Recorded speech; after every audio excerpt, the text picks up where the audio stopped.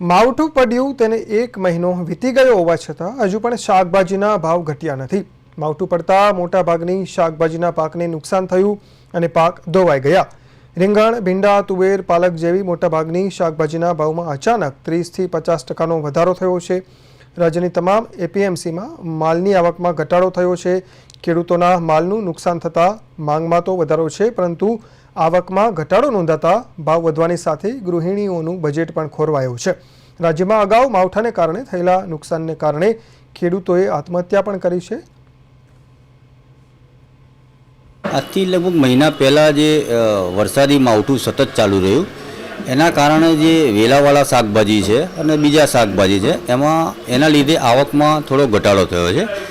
આવકમાં ઘટાડો થવાના કારણે સપ્લાય અને ડિમાન્ડના નિયમ પ્રમાણે થોડું સપ્લાય ઘટ્યો છે અને ડિમાન્ડ એઝ ઇટ ઇઝ એની છે, એના કારણે ભાવમાં વધારો થયો છે। પરિસ્થિતિ એવી છે કે આ બહાર મોંઘું વેચાણ હોય એટલે ગ્રાહક અહીંયાથી લઈ નહીં જઈ શકતા, એટલે એ લોકોને વેચાણ નથી મળતું અને અહીંયા માલ ઓછો એટલે અહીંયા બજાર મતલબ ટાઈટ પડતું હોય એમ। કયા પાકોને આ માવઠાને લઈને નુકસાન થયું છે? કયા શાકભાજી બગડ્યા છે? બધા પરિસ્થિતિ એટલે બહુ જ તે આ સાલ જે દવા અમારે 20,000માં પતતું હતું એની જગ્યાએ 50,000-60,000ની દવા થઈ જાય।